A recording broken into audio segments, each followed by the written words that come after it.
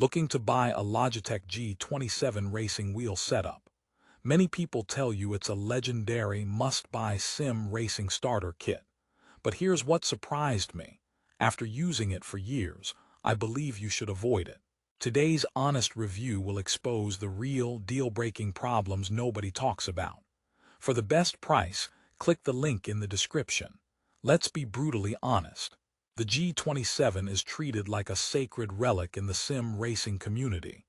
People call it the tank, the workhorse, the unbeatable value king. And on paper, it sounds amazing. Force feedback, a leather wheel, a full H-pattern shifter, and 3 metal pedals. What more could you want for a few $100? Therefore, you're probably expecting me to just join the hype train. But I'm putting on the brakes. Hard. Because time hasn't been kind to this wheel, and your money deserves better in today's market. I will show you exactly why, starting with the biggest elephant in the room. The force feedback.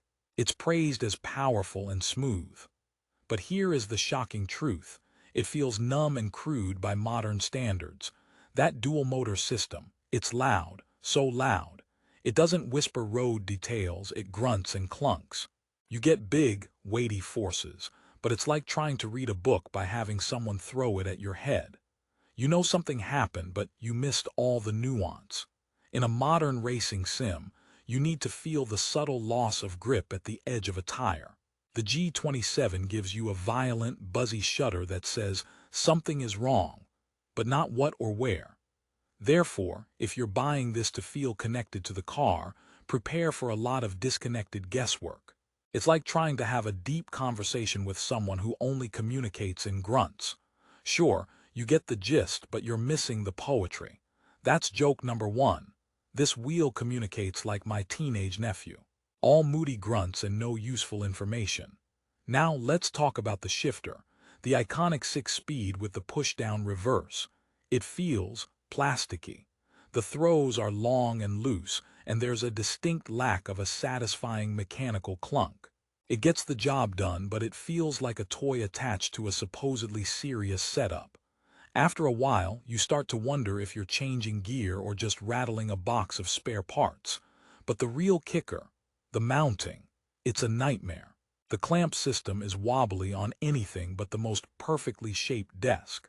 So you're wrestling for the perfect shift, and the whole unit is sliding around like it's on ice. Not exactly immersive, is it? Therefore, what seems like a huge bonus feature quickly becomes a source of frustration. You paid for a complete package, but one part of that package is actively fighting you. Okay, the pedals. Steel construction, they say. That sounds premium, and to be fair, they are durable. The problem, the brake, it's just a spring. There's no progressive resistance, no load cell technology that simulates real brake pressure. You're judging braking force by how far your leg travels, not by how hard you're pushing. This is a massive disadvantage. In racing, braking is everything. With the G27 pedals, you'll constantly be locking up or braking too lightly because you have no muscle memory for pressure.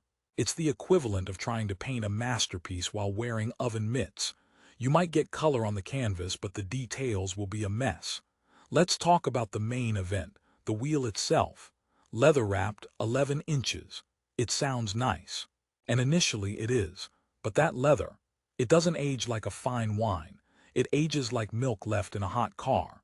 After years of sweaty-palmed racing, it can get sticky, peel, or just feel gross. But the bigger issue is the size. 11 inches is small. Really small compared to a real car or even newer wheels. You feel like you're driving a go-kart, not a GT car. That's joke number 2. Using this wheel makes me feel like a giant pretending to drive a toy car. The immersion factor takes a serious hit when you're constantly reminded of the scale.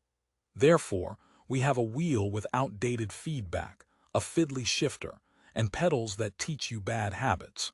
But surely the 4.5-star Amazon rating means it's still good, right? Here's the catch. Those reviews are ancient. Many are from a decade ago when this was genuinely the best option for the price. The market has evolved. New competitors have arrived. Technology has leaped forward. Basing a purchase today on reviews from the Obama administration is like buying a flip phone because it had great reviews in 2009. The context is everything, and the context has changed dramatically. Speaking of price, here's the brutal part. You might see it listed for over $500 as it is now. That is astronomical. For that money, you can get a brand new modern setup from Thrustmaster or even a direct drive base from Fnatic on sale. Technology that is quieter, stronger, more detailed, and actually supported by new games. The G27 at that price is a collector's item, not a smart purchase. Paying a premium for outdated tech is like buying a VHS player for Blu-ray money. It's joke number 3. At this price, the only force feedback you'll feel is the shock to your wallet. But wait, what about reliability? The G27 is known for being a tank. That's true. Many units are still running after a decade. However, still running and running well are different things. The potentiometers in the pedals get dusty and cause jittery inputs. The force feedback gears can wear or strip, and when it breaks, good luck. Logitech hasn't made parts for it in years. You're diving into a world of sketchy eBay replacements and DIY repair forums. Therefore, that legendary reliability comes with a huge asterisk. It's only reliable until it isn't, and then you're on your own. A modern wheel with a warranty is a far safer bet.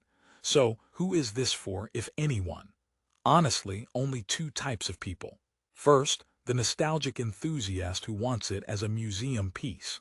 Second, someone finding it for under $150 in a local marketplace. At a true budget bin price, its flaws become more forgivable. But at its current retail asking price, it's a trap.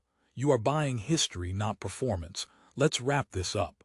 The Logitech G27 was a king, but its reign is over.